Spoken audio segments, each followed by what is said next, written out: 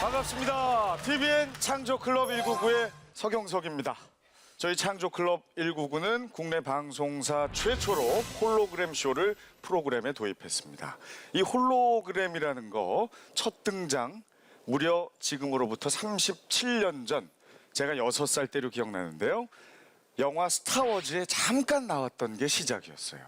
그런데 이제 눈앞에서 이 홀로그램 쇼를 볼 수 있게 된 거 정말 꿈에도 상상할 수 없었던 일입니다. 세상이 이렇게 정말 빠르게 변화하고 있기 때문에 변화하는 이 흐름에 시청자 여러분이 잘 적응하실 수 있게 하려고 만든 프로그램이 바로 창조클럽 199고요. 저와 함께 앞으로 프로그램을 이끌어갈 99인의 상상인재 여러분을 다시 한번 소개합니다. 반갑습니다.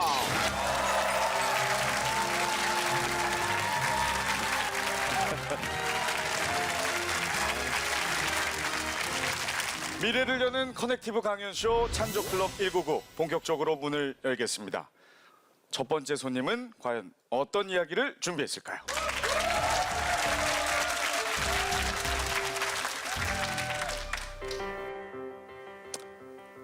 기원전 5000년 수메르인들은 바퀴를 창조했습니다. 1482년 레오날도 다빈치는 태엽 자동차를 창조했습니다. 라이트 형제는 1903년에 가솔린 비행기를 창조했습니다. 2014년 올해 인류는 최초로 민간 우주여행을 시작합니다. 누구라도 우주선 티켓만 있으면 바로 이곳 스페이스포트에서 우주로 떠나실 수 있습니다. 저는 이 스페이스포트를 총괄 디자인한 건축가 백준범입니다.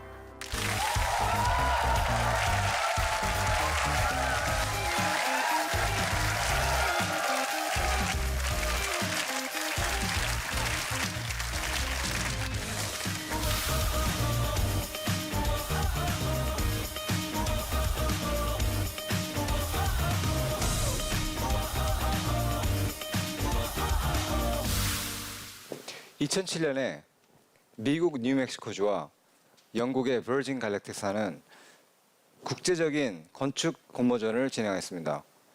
이 공모전의 미션은 민간인 우주공항의 베이스가 될 최초의 스페이스포트를 디자인하는 것이었습니다. 제가 이 그림으로 이게 어떤 우주여행인지 설명해 드리겠습니다.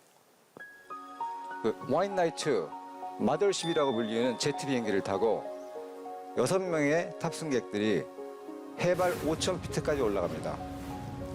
그 5,000피트에 올라가서 중간에 장착된 로켓 우주선을 우주까지 엄청난 스피드로 쏘아 올립니다. 그 높이는 110km이고 그 스피드는 마하 4입니다. 그렇게 해서 우주에 올라간 다음에 이 로켓 안에서 6명의 탑승객들은 우주선에 있는 창문으로 이 푸른 지구를 내려다봅니다. 이 경험은 아마 일생일대기에 최초이자 잊을 수 없는 경험일 것입니다. 자, 그럼 2007년도로 다시 돌아가겠습니다. 저희가 공모전 당시에 세계에서 내노라고 하는 20개의 회사들이 입찰을 하였습니다. 결국에는 심사위원회 만장일치로 저희가 이 공모전에서 당선이 되었습니다.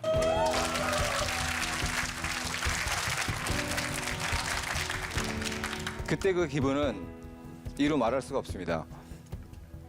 이 디자인에 임하기 전에 제 스스로에게 이런 질문을 했습니다. 세계 최초로 평범한 사람들이 우주여행을 할 베이스 기지인 스페이스포트를 만드는데 그만큼 임팩트 있는 새롭고 창조적인 것을 디자인할 수 있을까라는 걱정이 제 머릿속에 가득 차 있었습니다. 일부 건축가들은 이런 얘기를 합니다. 21세기의 천재 건축가인 프랑스의 르꼬르비제 이후에는 건축에선 더 이상 창조란 없다. 왜냐하면 이분은 안 해본 건축물이나 문제를 해결해 보지 않은 게 없기 때문입니다. 저희가 아는 지금 현대 건축의 모든 기본은 그에게서 왔다고 해도 과언이 아닙니다. 하지만 저는 이런 의견에 100% 공감하지만은 이 프로젝트는 최초의 스페이스포트입니다. 그렇기 때문에 욕심에는 세상에 아직 없는 그런 건축을 선보이고 싶었습니다. 그런데 말이죠. 이 창조라는 걸 하기 전에 제가 풀어야 할 문제들이 굉장히 많았습니다. 그 중에 하나는 우선 이 스페이스포트는 뉴멕시코주 사막 한복판에 있습니다. 이 사막에서는 낮과 밤의 일교차가 20도 이상이 되고 여름에는 35도에서 50도까지 올라갑니다. 겨울밤에는 영하 10도까지 내려가는 혹독한 고지대의 사막 지역입니다. 당연히 물과 에너지 그리고 전기, 자원들이 많이 부족합니다. 여러분 상상해 보세요. 만약 여러분이 이런 사막에 고립되었다면 여러분은 이런 혹독한 사막 환경을 어떻게 극복하시겠습니까?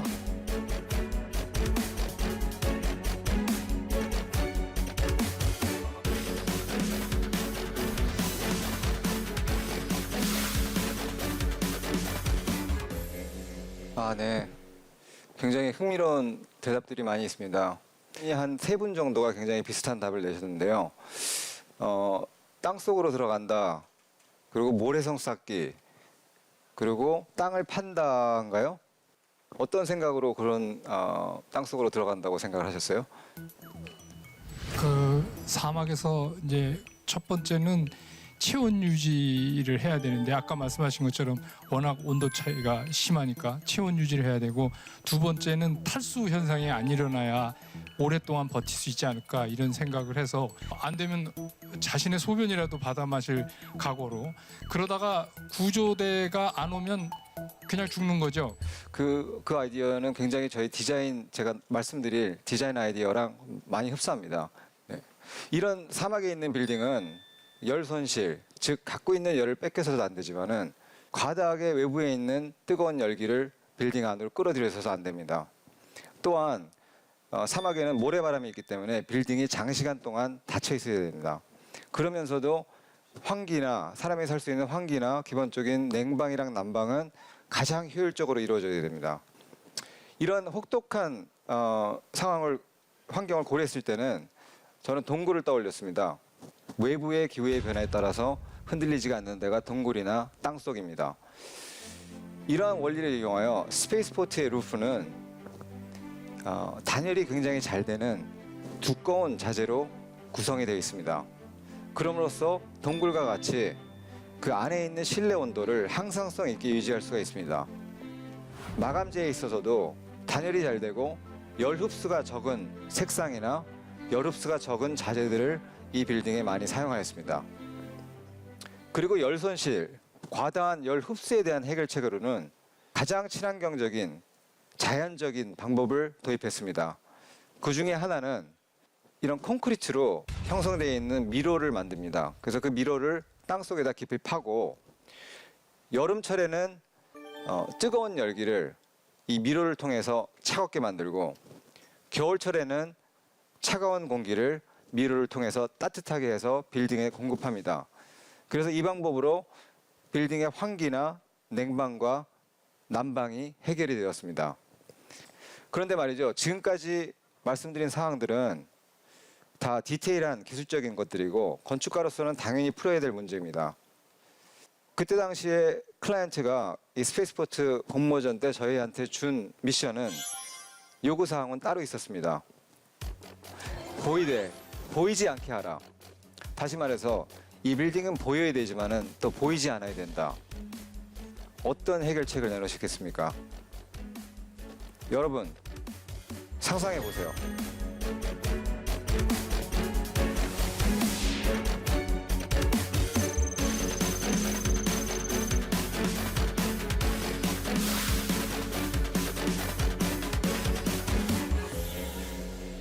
답변들을 보니까는 많은 분들이 정답에 가까운 걸 많이 주셨어요. 그래서 그 중에서 제가 몇 분만 골라서 얘기를 들어보겠습니다. 이분 앞에 계신 분 카모플라지 적으셨고요. 그 옆에는 이제 카멜레온인데 거기에 대해서 한번 설명해 주세요. 예, 일단 보이되 보이지 않게 하라 같은 말이 이제 자아와 타를 구분해서 나에겐 보이되 남에겐 보이지 않게 하라라고 해석을 했거든요. 그래서 제 생각에 클라이언트는 이제 그런 미션 임파서블이라든지 이런 영화 매니아, 비밀기지 매니아 그렇게 생각을 해서 약간 비밀기지 느낌으로 그렇게 건축을 한다면 아마 굉장히 좋아하지 않을까라고 생각했습니다. 저는 처음에 보이되 보이지 않게 하라라고 하는 말이 저한테는 거리감으로 느껴졌어요. 그래서 가까이 가면 보이고 멀리서 봤을 땐 보이지 않고 그런 의도가 자연과 동떨어지지 않은 선에서 내가 가까이 가면 볼 수 있지만 멀리서 볼 때는 자연과 하나일 수 있는 그런 건축물을 원한다고 생각을 했었거든요. 네, 거의 맞는 정답입니다.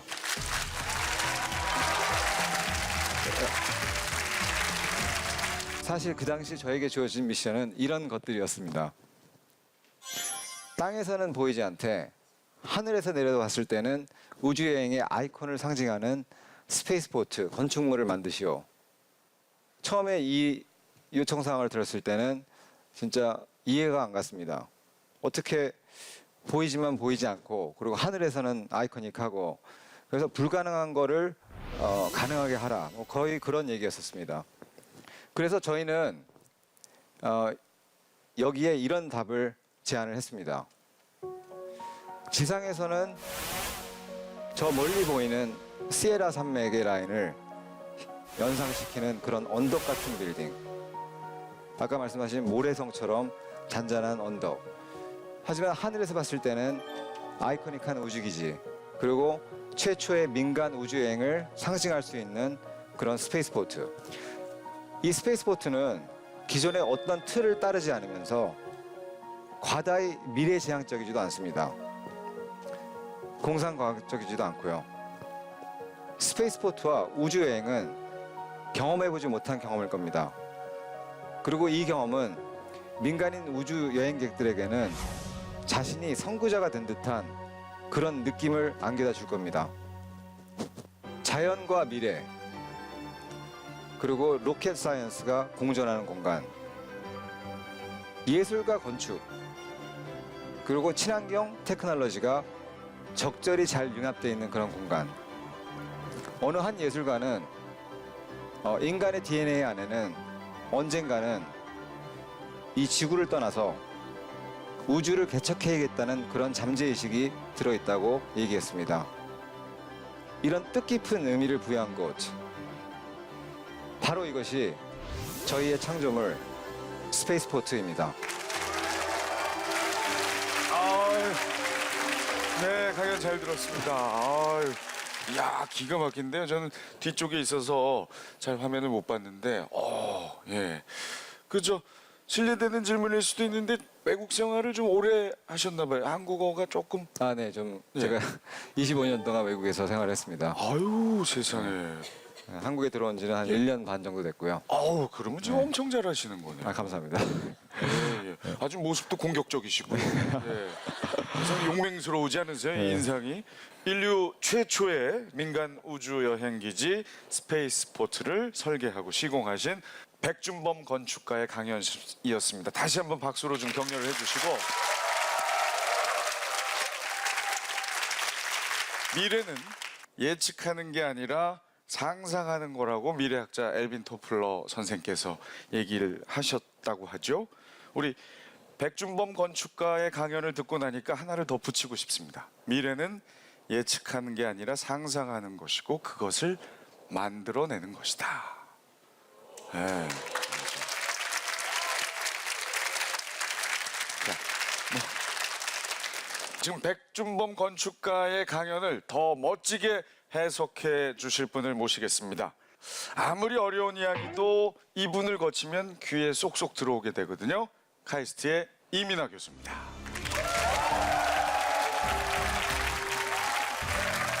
자, 이제 백준범 건축사의 가장 중요한 키워드를 하나로 모아보겠습니다. 그 키워드는 바로 모순이란 단어입니다. 스티브 잡슨이 이런 얘기를 했죠. 창조란 연결이다. 그런데 커다란 창조, 파괴적 창조는 단순한 연결이 아닙니다. 모순을 극복하는 연결 과정이죠. 그 예를 한번 들어드리겠습니다. 바로 닌텐도. 여러분들 게임 많이 했죠? 익숙한 슈퍼마리오입니다. 슈퍼마리오 게임이 활성화되면서 문제가 하나 생겼어요. 학생들이 게임을 열심히 하는 바람에 운동을 안 하는 거예요. 자, 게임은 활성화시켜야 되고 운동은 해야 되고, 이 모순된 상황을 극복하기 위해서 닌텐도가 한 일은 뭐냐? 바로 게임과 운동을 결합시킨 위를 발표한 겁니다. 자, 위를 통해 가지고 닌텐도의 실적은 저렇게 로켓 스카이로 올라갔습니다. 바로 모순을 극복한 과정에서 생긴 결과죠.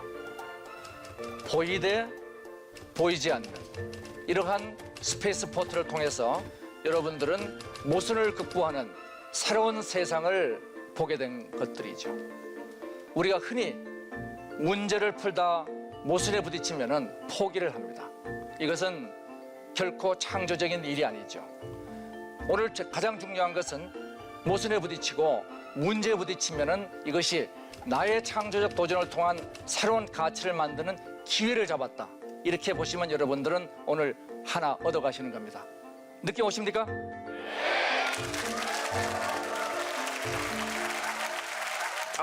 이민아 교수님 말씀 잘 들었습니다. 예. 이 참 좋은데요. 이 독창적인 내용의 강연을 듣고 또 날카로운 해석을 붙여주시니까 마치 작가가 작품을 발표하고 평론가가 평을 하는 이런 느낌입니다. 일단 우리 저 백준범 건축가님 어떻게 해석해 주신 거 마음에 드십니까? 네, 굉장히 마음에 듭니다. 저기 제발 좀 웃으면서 좀 얘기 좀. 마음에 드시는데 좀 이렇게 활짝 좀. 그 얘기가 맞는 것 같습니다. 이 모순이라는 게 없었으면은 그렇게 창의적인 디자인이나 그런 게 나올 수가 없었을 것 같습니다. 그래서 보이지 않게, 보이되 보이지 않게 해라. 그런 주문을 받았을 때 진짜 이거를 갖다가 어떻게 하면 숨길 수 있을까? 이 여러 가지의 이 챌린지들이 이런 작품을 만들어낸 것 같습니다. 자, 모순에 부딪혔을 때 포기하면 창조가 아니고 그것을 극복해서 연결하는 것이 그렇죠. 창조다. 아주 좋은 말씀이신데 사실 저 같은 경우는 이제 학력고사 세대, 주입식 교육의 희생양, 사지선다형 문제에만 익숙해져 있어서 저 같은 세대 사실 쉬운 문제는 아니거든요. 이 모순을 극복한 연결, 창조로 이어진다는 거. 그렇지 않습니까? 그렇죠. 근데 가장 중요한 거는 창조적 도전은 많은 실패가 있다는 거예요. 그래서 실패한 친구들 불러다가 너 잘못했어 혼내주면은 그 다음부터는 남들이 가는 길만 따라갑니다.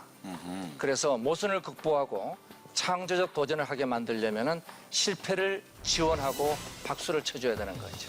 그렇죠. 네, 아유 좋은 말씀입니다. 앞으로도 저 어려운 이야기 그리고 쉬운 이해 사이에 튼튼한 다리 역할을 좀 부탁드리겠고요.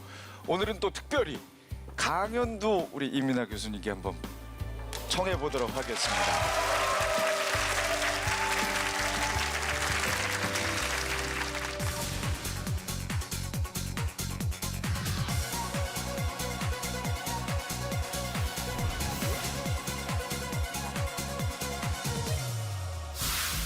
자, 여러분들 16년 후 2030년 그 당시 1등 신랑감은 누가 될 것인가? 우리가 한번 상상해 보도록 하겠습니다.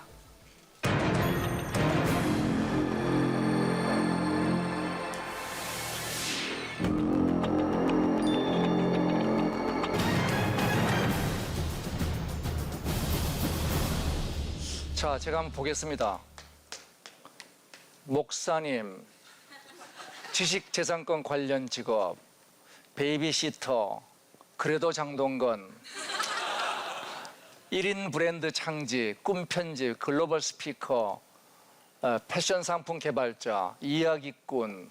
자, 제가 다 읽었으면 좋겠는데 시간 관계상 그건 못하고 큰 흐름이 있죠. 뭐가 없는 거죠? 지금 우리가 1순위라고 생각하는 대기업, 공무원, 전문직, 글로벌 다 지금 빠져 있어요. 그리고 뭐가 지금 남아있는 거죠? 바로 창조적 직업들을 여러분들이 선택한 겁니다. 바로 이것이 앞으로 다가오는 미래에 대해서 여러분들이 꿈꾸고 있는 겁니다. 바로 창조가 이 세상을 지배하게 됩니다. 2030년 미래학자들은 이렇게 얘기해요. 그때는 생각하면 된다는 거예요. 어떻게 만드느냐 하는 게 중요한 게 아니라는 얘기입니다. 어떻게 생각하느냐가 중요한 거라는 거예요. 날아다니는 자동차, 에이, 그 말이 되냐? 우주 엘리베이터, 그거 좀 뭐 하려고? 투명망토, 그게 설마 가능할까? 이런 것들이 지금 가능해지고 있습니다. 다시 말해서 우리가 상상했던 거의 모든 일들이 이미 이룩되고 있습니다. 우리 한국의 창조성의 가치가 과연 얼마나 될 것인가? 자, 창조적 아이디어가 실제 사업해서 돈이 되기 위해서는 중간에 뭐가 있어야 되느냐? 이걸 실제 제품으로 만들고 서비스로 만들어야 돼요. 그러면 제품과 서비스를 만드는 과정이 쉬워요, 어려워요? 자, 그러면 아이디어가 중요하겠어요? 실제 그거를 제품으로 서비스로 만드는 과정이 어렵겠어요? 그렇죠. 그래서 제가 우리 후배 벤처기업인들한테 가서 굉장히 좋은 아이디어를 얘기해 주면은 이렇게 얘기합니다. 아, 형님, 그 아이디어 참 고맙습니다. 소주 한 잔 살게요. 자, 창조적 아이디어의 가치는 얼마? 얼마예요, 소주 한 잔? 200원입니다. 200원. 지금 대한민국의 창조적 아이디어의 가치는 200원이에요. 왜냐? 그 아이디어를 만드는 과정이 어려웠기 때문이죠. 근데 이제는 어떤 세상이 되느냐? 아이디어가 있으면 만들어지는 세상이 오게 됩니다. 뭐가 달라지죠? 세상의 가치가 만드는 데 있는 것이 아니라 창조적 아이디어를 만들어내는 데 있게 됩니다. 자, 새롭게 우리 메타기술 혁신 생태계 개방 플랫폼에 대해서 잠깐만 더 보도록 하겠습니다.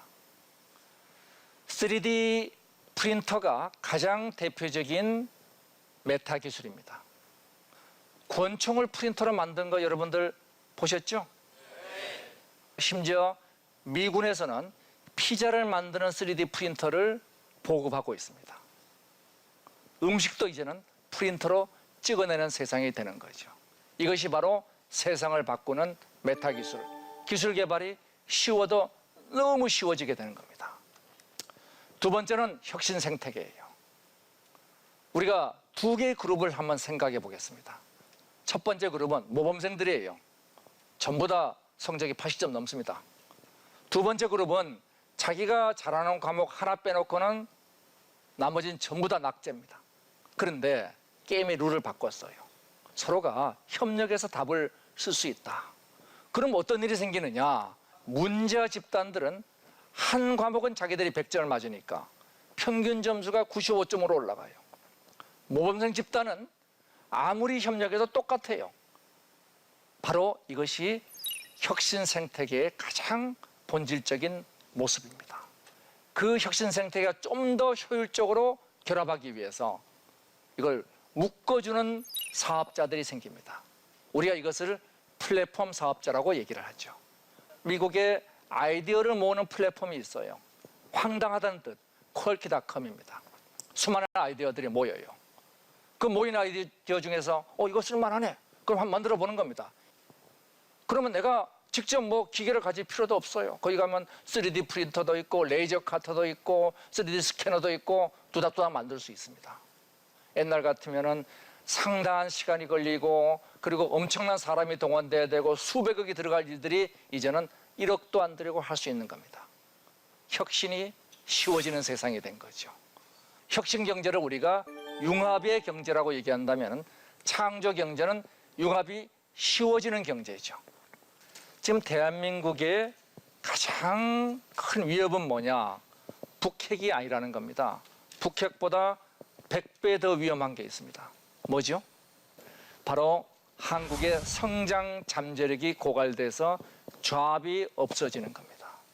취업률이 청년 취업률 30%대에 들어갔습니다. 이미 청년들은 절반이 지금 실업자예요. 대략 성장률 1%가 10만의 일자리를 만듭니다. 지금 2%대의 성장률을 가지고는 무조건 청년들은 50%가 실업자가 되게끔 되어 있는 구조입니다. 여러분들의 부모님 세대는 전 세계에서 가장 가난한 불쌍한 나라를 전 세계가 감탄하는 나라로 끌어올렸습니다. 제1차 한강의 기적이죠. 이제는 남들을 따라가는 소위 패스트 팔로우가 아니라 이제는 우리가 앞서가는 리더로서 새로운 전략을 펴나가야 됩니다. 이제 대한민국은 효율에서 창조로 가야 될 때가 됐습니다. 여러분들 바로 큰 역할이 창조적 도전하는 젊은이가 되기를 바라면서 얘기를 마치겠습니다.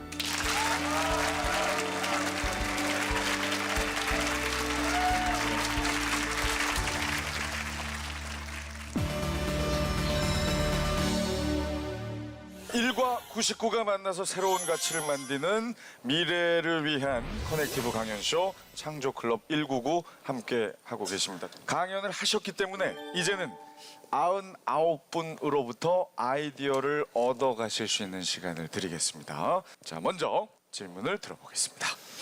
자, 질문 드리겠습니다.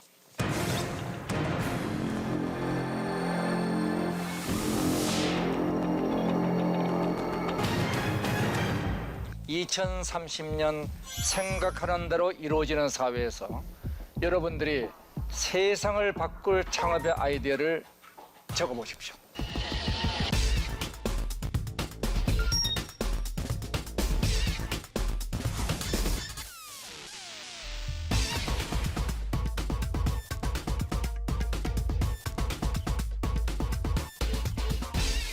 (2030년에) 어울릴 만한 창업 아이디어 다들 열심히 써주셨어요.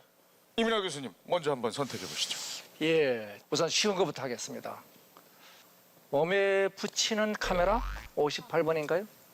요즘 보면 길거리 다니는 사람들 보면 지하철이나 버스 안에서나 항상 스마트폰을 들고 있잖아요. 그것만 들여다보는 것 같아요, 요즘. 근데 2030년이면 인터넷 안경을 이제 항상 쓰고 다니면서 친구들이랑 채팅하면서 길거리를 걷고 시야가 점점 좁아지는 그런 시스템이 될 것 같아요. 그래서 저는 이제 몸에 붙일 수 있는 단추 크기의 탈부착이 가능한 카메라를 이제 창업을 하고 싶은데요. 이제 일이 끝나고 집에 와서 그 카메라들을 다시 돌려보면서 아, 내가 맑은 하늘에 구름을 놓쳤구나. 아, 내가 엄마 아빠의 나를 향한 인자한 미소를 놓쳤구나. 그런 안 보이는 가치에서 더 자신을 행복하게 하고 나한테 오늘 무슨 일이 있었나 한번 되돌아볼 수 있는 그런 시간을 마련해 주지 않을까 생각이 들었습니다. 제가 들을 때는 그 아이디어 다 좋은데 그거 살펴보려면 하루를 48시간 살아야 되는 그런 또 단점이 있겠어요. 자, 결혼하기 전에 미리 체험을 해보겠다고 써보신 분이 35번인 것 같은데. 제가 이렇게 적은 이유는 요즘에 굉장히 이혼율이 많이 높아졌잖아요. 결혼을 하기 전에 미리 체험을 한번 해본다면 부부 대항 운동이든지 뭐 등산이든지 뭐 이런 네. 그런 프로그램까지 같이 운영하는 체험관을 체험의 수위는 어느 정도까지 그러면은 그런 것까지는 자세히 생각을 못 자, 해봤는데 그 처음에 수위를 해결하기 위해서 또 저기 아이디어를 내신 분이 있습니다. 한번 우리 들어보겠습니다. 아바타 창업. 예전보다 지금은 너무 할 일이 너무 많아졌어요. 그래서 그 많은 일들을 좀 누가 대신해줬으면 좋겠다 하는 그 생각으로 시작됐고요. 아까 좀 전에 말씀하신 것처럼 그 가상 체험은 뭐 아바타 시켜서 아바타 보고 좋았냐 싫었냐 물어보면 되지 않을까 그렇게 생각이 됩니다. 지금 참고로 애플 사과회사가 굉장히 그 중점적으로 특허를 모으고 있는 게 아바타에 관련된 특허들입니다. 여러분들 같이 한번 생각해 보시면은 뭐 좋은 생각들이 많이 나올 겁니다. 거꾸로 세상을 한번 보는 아이디어가 있네요. 요즘 이제 스마트폰들을 다 많이 중독이 되셨잖아요. 2030년에도 스마트폰이 중독이 돼 있을 것 같은데요. 만약 제가 개발자라면은 계속 그거 버그를 줘서 그걸 풀어야만 전화를 쓸 수 있고 이제 스마트폰을 하면서 이제 더 이제 발전적인 생각을 하게 되는 그런 걸 생각해봤습니다. 자, 지금 그 77번 분께서 말씀하신 바보폰을 사실 분 여기 한번 계세요? 손 한번 들어보세요. 나 그런 거 있으면 사겠다. 몇 분 계시네. 역시 바보들이 계신 것 같습니다. 제가 한 번 더 여쭙겠습니다. 아니, 꿈을 어떻게 저장한다는 거예요? 네, 17번. 네. 우리가 간직하고 싶은 꿈 아니면은 기억에 지워버리고 싶은 꿈이 있을 텐데 그런 꿈들만 모아서 편집회까지도 가능한 그런 이미지화 작업이 가능하지 않을까 생각했습니다. 꿈을 녹화해야 되는데 어떻게 녹화한다는 거죠? 일단은 뇌에 어떤 작용이 있을 거를 추측을 하는데 그거를 잘 동안에 데이터화 시키면은 그런 테크놀로지만 개발된다면 간접적으로 가능할 것 같습니다. 예, 뭐 걱정하지 마세요. 아까 얘기했잖아요. 2030년이 되면은 생각하는 대로 이루어질 것이다. 우리 저 후배라 아무래도 또 이렇게 눈이 가네요. 잘생겨지는 안경 사업. 예. 김경진 씨. 정말 기발하지 않아요? 그건 들어보고 판단할게요. 제가 안경 쓴 지 꽤 오래돼가지고 라식 수술을 했어요. 근데 이게 안경을 벗으면 굉장히 이상하잖아요. 눈이 약간 찢어져 보이고 코도 약간 좀 눌린 것 같기도 하고 맞아요. 이런 거를 보완해서 쓰면 잘생겨지는 안경을 만드는 거예요. 그러니까 썼다가 벗어도 이상해지지 않는 안경. 그렇죠. 그럴 수도 있어. 좋은 아이디어예요. 좋아요. 좋아요. 예. 김경진 씨는 꼭 필요할 것 같습니다. 꼭 얘기하고 가고 싶다. 야, 이게 참 곤란해지네. 많은 분들이 얘기하고 싶으시는데, 자, 저 맨 윗줄 오른쪽에 계신 분께 한번. 네. 점점 가면 갈수록 친구 사귀는 걸 힘들어하는 사람들이 점점 늘어나는데 그러니까 사교성이 결여된 사람들이 많이 나오잖아요. 네. 그래서 그걸 키워주기 위해서 단기적으로는 사교성이 좋은 직원들이 그 사람들과 친구처럼 밥 한 끼를 먹어주고 그런 식으로 사업을 해서 사교성을 기를 수 있게 도와준 다음에 장기적으로는 그런 사람들을 매칭을 시켜주는 겁니다. 그런 사업을 생각하신 이유가 있습니까? 아무래도 인간관계가 항상 좋은 것만은 아니다 보니까 이런 사업을 생각하게 되었습니다. 최근에 뭐 친구나 애인 관련해서 아픔을 경험하시거나 그런 건 없고요. 아니, 최근에는 군대를 갔다 와서 네, 군대 수고하셨어요. 네.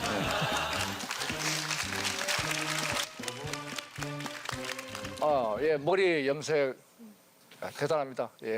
기회를 드리겠습니다. 저는 주변 친구들을 보면 되게 여자를 잘 사로잡는 친구도 있고 또 남자를 잘 사로잡는 친구도 있고 이런 친구들을 보면 꼭 하나씩은 잘하는데 나머지를 못해서 이런 친구들을 다 모아다 두고 이 고민을 조금씩 줄여줄 수 있는 그런 기업을 만들면 좋겠다고 생각했습니다. 아까 그 저 위에 분 그 사교성 없는 분 이렇게 교육하는 그거하고 약간 비슷한 동업하시면 되겠네요, 두 분이. 제가 도와줄 거예요. 네, 이렇게 확장해서.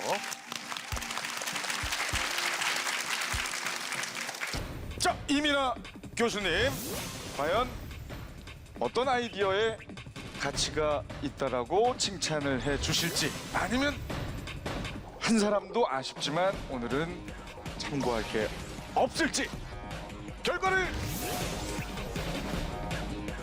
흑역사라고 하죠. 데이터 삭제가를 창업해보고 싶습니다. 제가 만드는 드림스쿨은 뭔가를 할 수 있는 여러 가지 이제 방이 있는 거죠. 이혼을 했을 때만 해지가 가능합니다. 탈부착이 가능한 카메라. 결혼을 하기 전에 버그를 줘서 안경을 벗으면 굉장히 이상하잖아요. 군대를 갔다 와서 고민을 조금씩 간직하고 싶은 꿈 결과를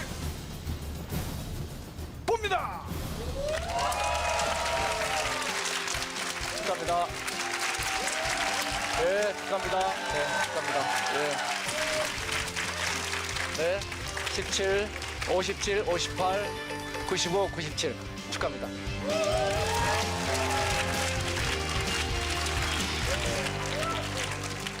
자, 이제 백준범 건축가님의 질문을 들어보겠습니다. 여러분 상상해 보세요.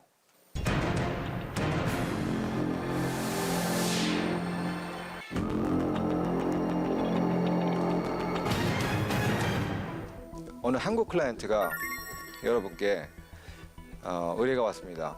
이 스페이스포트를 뉴멕시코에 져야 되는데 가장 한국적이고 그러면서도 세계적인 그런 빌딩을 원하십니다. 그러면 그 요청에 따라서 어떻게 디자인을 하시겠습니까?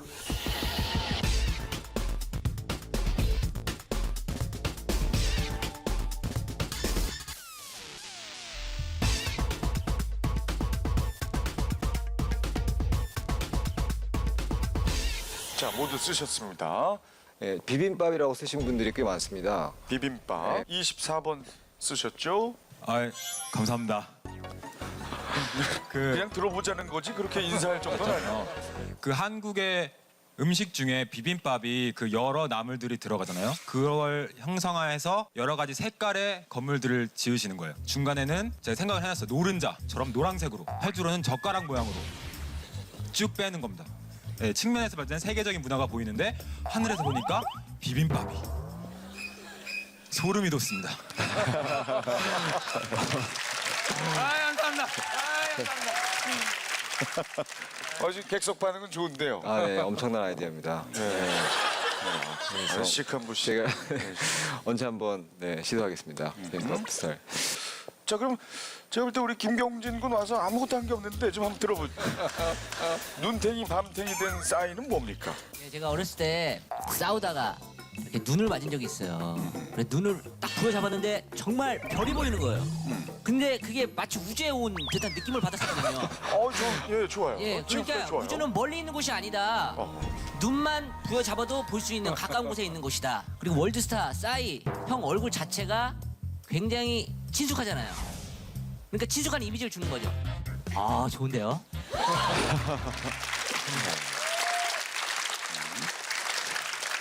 어떠세요? 한국인 월드스타 싸이의 모습을 한번 형성해 보는 거 어떠냐? 좋은 아이디어 같습니다. 네. 그건 더 이상 제가 추가할 얘기가 없는 것 같습니다. 그 옆에 기와 사이클로이드 곡선이라고 하셨는데 저는 한국 건축을 대표하는 게 기아라고 생각하고 이 곡선을 이용하면 빗물이 빨리 떨어지기 때문에 장마가 왔을 때도 큰 피해가 없다 이렇게 저는 알고 있는데 결국 이 정신이 아까 강연자님께서 말씀해주신 자연과의 어떤 건축과 합치가 될 수 있는 부분이라고 생각을 했거든요. 또 세계적으로 이 아름다운 곡선을 알릴 수 있는 기회가 되지 않을까 생각합니다. 네. 스페이스포트나 이제 이 사막이 여름철에는 비가 엄청나게 많이 옵니다. 기와의 컨셉을 가져와서 건축으로 트랜슬레이트 하는 게 굉장히 좋은 생각이라고 생각합니다. 우리 저 백준범 님이 이 태도가 분명하시네요. 진심으로 마음에 들면 덧붙이고. 네. 그냥 그러면 네, 감사합니다. 자, 그러신 것 같아요. 네. 우리 저 7번 학생은 무슨 일을 하고 있는 학생입니까? 네, 저는 철학을 공부하는 학생입니다. 철학 전공하는 네. 학생이에요. 상당히 예쁘죠? 감사합니다.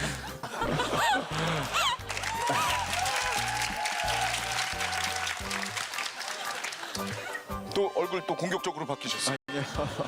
실례했어요. 네. 제가 또 눈을 끈 건요. 사대문이라고 쓰신 분이 한 분 있었는데 사대문. 한국적인 특징을 결합한 건데 그 중에 하나가 이제 사대문을 생각해봤어요. 그러면 이제 동서남북으로 대문식을 만들되 거기에 예를 들면 이제 북쪽으로 난 대문은 서울에서 지형 때문에 원래 출입로로는 잘 쓰이지 않았다고 해요. 그런 식으로 이제 고유의 의미를 살려가지고 덧붙이는 게 좋을 것 같아서 사대문을 품었다 했습니다. 정확히 형태적인 거를 표현을 안 하면서 이 문의 의미를 가지고 건축으로 이제 푼다는 자체가 특이한 아이디어라고 생각을 했었습니다. 형태만 봐서는 이게 한국적인 것인지 세계인들은 잘 모르고 그렇죠. 의미를 파보면 이제 한국적인 거고. 네, 아, 저런 걸 원하셨던 거군요. 자, 너무 아쉬워하시는 분, 네, 우리 79번. 네. 가장 한국적이게 가장 세계적인 스페이스포트라고 하면 이미 답은 나온 것 같습니다. 한국에다 지으면 될 것 같습니다. 뉴 멕시코가 아닌 한국에다 지어서 온 세계의 집중을 한국에다 시키면 스포트라이트를 받을 수 있다고 생각을 합니다. 의미 있는 얘기죠. 네, 맞습니다. 한국적인 빌딩을 외국의 해외에 짓는 것보다는 아예 세계적인 빌딩을 한국에 짓는 것도 그게 진짜 정답인 것 같습니다. 자, 그럼 여기까지 여러분의 의견을 듣고 이제 무한대 버튼을 누르도록 하겠습니다. 백준범 건축가 과연 누르실까요? 안 누르실까요? 누른다면 몇 분에게 행운이 돌아갈까요? 히읗 모양이라고 했는데요. 이응은 이제 지구본이고 그 위에 이제 모자를 쓴 모습으로 이제 한국의 히읗, 한글의 히읗, 그리고 훈민정음의 히읗 비빔밥이 사대문을 생각해봤어요. 정말 별이 보이는 거예요. 곡선을 이용하면 빗물이 빨리 한국에다 지으면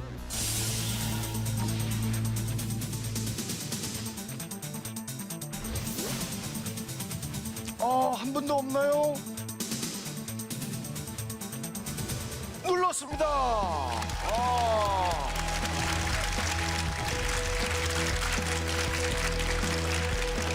자, 세 분의 태블릿 PC에 지금 무한대 마크가 띄워졌는데요. 지금 본인들도 지금 모르고 있어요. 예, 축하드립니다.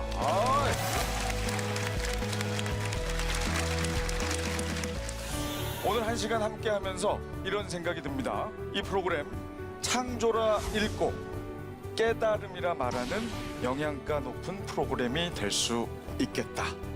아이디어와 상상력이 대한민국의 미래를 엽니다. 창조클럽 감사합니다.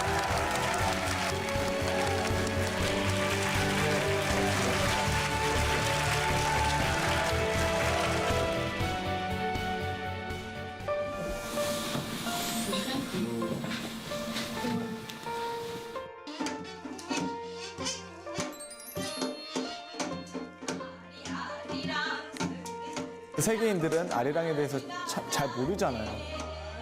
전 세계인들에게 또 이런 좋은 노래가 있다. 그래서 우리 이런 노래로 소통해보지 않을래? 라는 것을 좀 찾아보고 싶습니다.